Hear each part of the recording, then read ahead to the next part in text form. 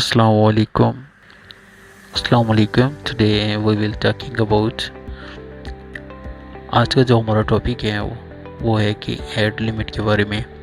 When you make a new website for you, then some reason that is very necessary for you. Because of जब भी आपकी website बनाते हैं तो उसके ऊपर जो एड लिमिट लगती है उसकी हम रीज़न्स के बारे में बात करने जा रहे हैं. बिकॉज ऑफ जब भी वेबसाइट बनाते हैं तो उसमें सबसे पहले तो आपके पास ऑर्गेनिक ट्रैफिक का होना बहुत ज़्यादा ज़रूरी है. तो इसमें जब वेबसाइट बनाते हैं तो एड लिमिट क्यों आती है और इसका रीज़न क्या है. सो फर्स्ट ऑफ रीज़न तो ये है कि जब आप वेबसाइट बनाते हैं तो आपके पास कुछ ऑर्गेनिक ट्रैफिक नहीं होती. तो ऑर्गेनिक ट्रैफिक जो होती है वो ना होने की वजह से जब आप उसे सोशल मीडिया के ऊपर अपनी वेबसाइट को शेयर करते हैं तो इस रीज़न की वजह से आपकी वेबसाइट पे एड लिमिट लगती है. अगर आपकी वेबसाइट है उसकी पोस्ट के ऊपर आर्टिकल्स के ऊपर आपकी ऑर्गेनिक ट्रैफिक नहीं आ रहा है तो आप एचरेफ टूल्स, सेमरिश टूल्स या कोई भी ऐसा टूल्स यूज़ कीजिएगा जिसकी वजह से आपको पता चल जाए कि आपका जो मेन रीज़न है वो क्या है ट्रैफिक का. सो फर्स्ट रीज़न तो यही है कि अगर आप सोशल मीडिया के ऊपर करते हैं तो प्लीज़ उसको बंद कर दें आप.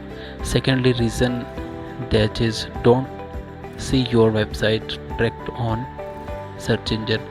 जब भी आप वेबसाइट को देखते हैं तो उसमें मेन जो चीज़ है यहाँ पे तो आप इसको वेबसाइट को डायरेक्ट जो है अपनी डैशबोर्ड के अंदर देखने के लिए प्रीव्यू यूज़ करें हमेशा जो है प्रीव्यू. क्योंकि प्रीव्यू जब आप भी टैबलेट में देखना चाहते हैं या किसी भी उसके ऊपर देखना चाहते हैं तो ऑलवेज़ हमेशा ऐसा यूज़ करें. तो इससे आपकी जो वेबसाइट के ऊपर है जो CTR और इम्प्रेशन है, इम्प्रेशन के मसला नहीं बनेगा. सो अब जब भी वेबसाइट को एडिटिंग के अंदर या फिर एडिटिंग करते वक्त या फिर जब भी आप अपने दोस्तों को, फ्रेंड्स को बताते हैं कि वेबसाइट आपकी अच्छी बन जाती है तो उसमें आप उस चीज़ को अपने दोस्तों के साथ शेयर करते हैं और वो आपको डायरेक्ट उस पर देखने लग जाते हैं. सो जब भी एक ही IP के ऊपर कोई भी वेबसाइट है वो दिखेगी तो इस वजह से सारा कुछ मसला बन जाता है. So that avoid this because इस रीज़न की वजह से आपकी वेबसाइट पे एड लिमिट लग जाती है. सो जो नेक्स्ट रीज़न है how to avoid ad limit. Ad limit से हमने आपके बचना कैसे है. So check your website CTR daily.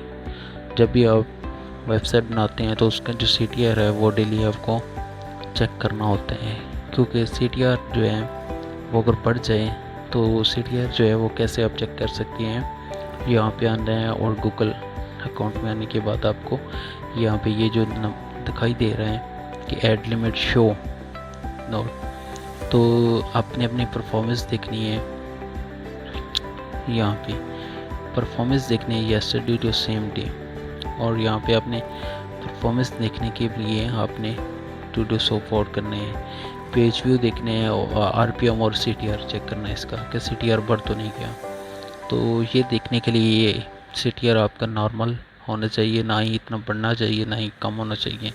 CTR maximum 10.5 से 15 तक इसका CTR गुड है.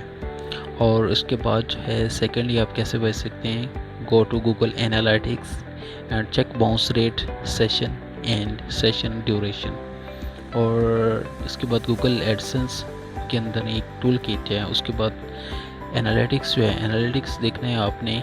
सबसे पहले तो यूज़र देखने हैं, यूज़र कितने हैं, 54% इसका इजाफा हुआ है. सेशन जो है 148 है. उसके बाद बाउंस रेट जो है, बाउंस रेट भी आपका उसके मुताबिक होना चाहिए. 80 से अगर बहुत ज़्यादा हो जाता है तो फिर इसको कम करना होता है.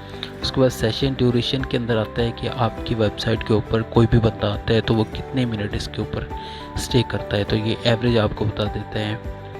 उसके बाद सेशन भी इसका कम या ज़्यादा, ये सारा कुछ जो है ना इसका बैलेंस होना चाहिए. तो इसको को अवॉइड करने के लिए ये चीज़ें हैं, ये बहुत ज़्यादा ज़रूरी हैं। तो अपनी वेबसाइट को विज़िट करने के लिए, अगर आपने वेबसाइट के ऊपर विज़िट करते हैं तो तब भी ये रीज़न बहुत ज़्यादा बन जाता है। So that avoid it. And उसके अलावा जो है एड सर्विंग लिमिट जो है इनवैलिड एक्टिविटी, ये इनवैलिड एक्टिविटी की वजह से आती है। Ad serving on your account is currently being limited due to invalid traffic concern. Main तो यही होता है कि इनवैलिड ट्रैफिक जो है ड्यू टू इनवैलिड ट्रैफिक ये सारा कुछ होता है। As you can see that first invalid traffic concern ये होता है how to Google invalid traffic prevent. इसके लिए इनवैलिड ट्रैफिक के साथ इसको बचना भी पड़ता है आपको। सेकेंडली थर्ड जो है how you can help prevent invalid traffic. तो नेक्स्ट वीडियो इसके ऊपर इंशाल्लाह बनेगी।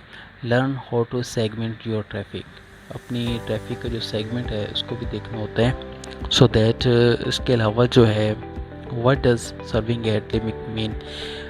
एड लिमिट सर्विंग का मीन क्या है? What are ad serving limit? Ad limit serve are account level enforcement that restrict the number of ads that your AdSense account can show. Limited ad serving impact publisher earning directly because fewer ads are shown to user mean that fewer clicks. इसका मतलब ये होता है कि क्योंकि जब भी कोई भी पब्लिशर जो है वो जब इसके ऊपर करता है तो क्लिक जो है उसको ज़्यादा आ रहा है लेकिन उसकी इनकम जो है उसमें कमी आती है। तो इसलिए गूगल ने एल्गोरिथम है उसकी वजह से जो अपना होता है, इस वजह से ट्रिकिंग की वजह से या फिर कुछ और रीज़न होते हैं जिनकी वजह से ये सारा कुछ होता है। How long does AdSense limit last? तो एडसेंस लिमिट का जो लास्ट ड्यूरेशन है वो कितना है? इसका मैक्सिमम तो तकरीबन 1 हफ़्ता ही होता है लेकिन ये लिखते हैं 30 डेज़ है। You can find out more about different type of ad serving limits as you can do to address them below. While this ad limits typically impact publisher for less than 30 days, 30 दिन से पहले इसका publisher खत्म, ये सारा कुछ ख़त्म हो जाता है और 7 दिन के अंदर इसका सारा कुछ मसला हल हो जाता है। उसके अलावा how do I see AdSense invalid clicks? You can locate this information when clicks on the payment tabs, then clicks on views. So you can set the date range if you want to check your previously monthly. You will see the lines for each payment, so that this is very essential for you because अगर आपकी add limit लग गई है तो आपने इसको कैसे ख़त्म करना है। तो ये रीज़न जो है मेन इनवैलिड एक्टिविटी का ही है।